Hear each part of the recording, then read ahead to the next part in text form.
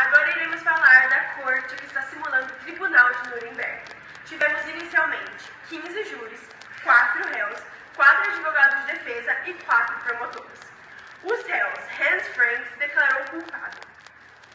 Como eu já disse no tribunal, eu me afastei no governo quando eu percebi que meus atos foram totalmente contra a humanidade e por ter proferido esse discurso de ódio contra os judeus. Tendo assim a sua sentença, pena de morte.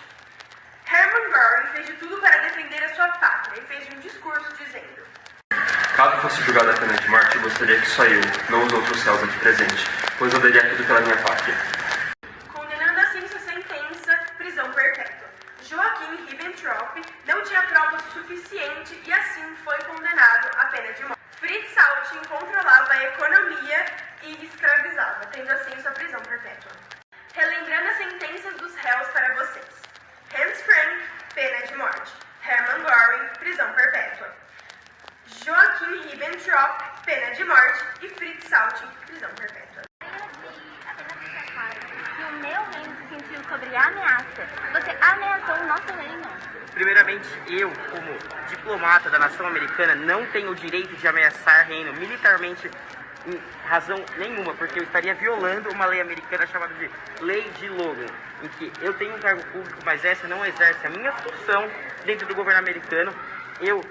Se exercesse qualquer intervenção militar contra o seu país, estaria sendo presa por violar a Lei Logan. Em momento algum eu disse que interviria militarmente dentro da Arábia Saudita. Duas perguntas. Primeiro, quando essa lei foi instituída, o ano, né? Porque estamos em 1948. Segunda pergunta, eu nunca disse sanções militares. Porque você disse primeiramente sanções militares e depois falou que foi econômica. Se responsabilize por sua palavra. Eu acredito que todos Eu aqui peço ouvimos primeiramente falar para que o delegado da União Soviética não levante a voz, porque estamos em uma conversa pacífica dentro de uma declaração do direito. E eu peço para que você não me interrompa. Se a sua mãe não te deu educação, aqui eu te darei. Essa lei foi instituída na criação da Constituição Americana, que foi antes de 1900. Que ano? Antes de 1900. Eu só gostaria de pedir para que antes de você sair ameaçando o território dos outros, você olhe um pouco para si mesmo e sancione todas as suas leis dentro do seu país antes de vir ameaçar o meu povo. Eu não ameacei o seu país militarmente em momento algum. Acredito Eu que disse todos que aqui ouviram apenas a ameaça.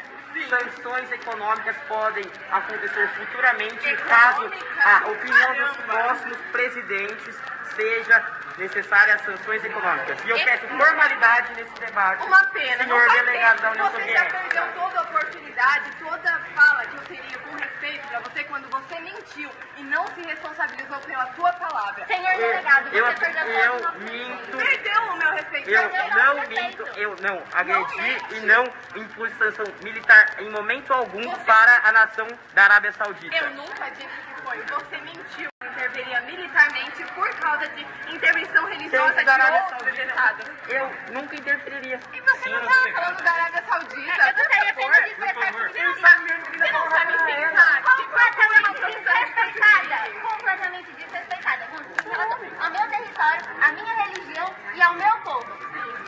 E todos aqui presentes no debate estão cientes da sua manipulação e da sua mentira descarada. O delegado da Austrália sabe que vocês estão mentindo e eu não intervi militarmente e não intervirei militarmente Delegado da Austrália dentro já da assumiu sua nação. Na minha convicção, o senhor está arregando. Ameaçou, falou que ia fazer e agora está dando para trás. Não acredito. Eu quero que nós Depois ele falou que não falou sanções militares, só. nunca vai ser sanções militares contra a Arábia Saudita. Eu não disse.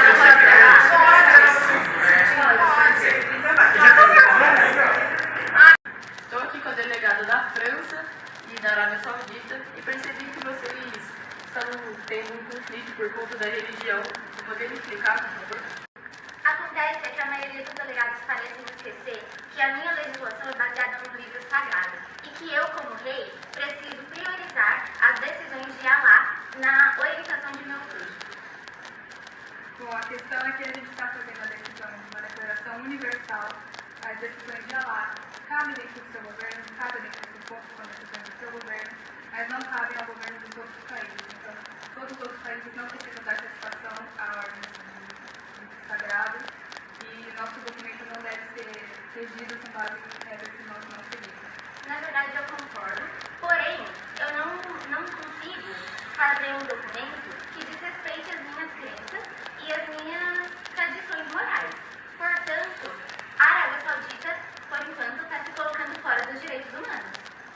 Bom, senhora delegada, eu entendo que tem um livro sagrado que rege o seu governo, mas como eu disse, é uma declaração universal que o livro sagrado que você segue não tem poder sobre os outros governos.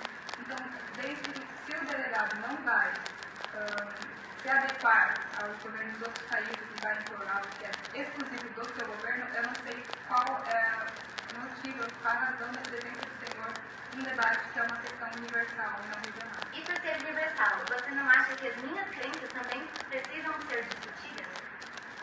Bom, precisam ser discutidas, mas elas não podem servir de base para criar leis que todos os outros países vão seguir. Para a delegada quer regir o seu país conforme a lei sagrada, você tem o direito, você tem essa liberdade de Não, poder. eu sei que eu tenho direito. Desculpa a minha falta de decoro, mas o direito é realmente todo meu. De saber como que eu oriento meu povo. Sim, você tem totalmente esse poder sobre o seu povo, só que você não pode botar esse poder num documento que é universal. Então a gente não pode reger um documento universal com base nas regras exclusivas do seu povo. Se você quer seguir exclusivamente do seu modo, do seu governo, não tem por que você vir em uma reunião com o resto dos países que todos vão seguir suas próprias regras. Senhora delegada, em momento algum, em artigo algum daquele documento, eu coloco algum princípio religioso meu dentro daquilo. Porque eu entendo a pluralidade dos países e das nações.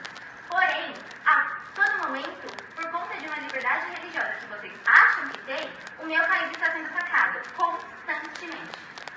Bom, a questão não é um ataque ao seu país, a questão é um ataque ao atrapalho que você está tendo com o documento, porque vamos supor que sejam 10 pessoas, você é a uma pessoa que discorda.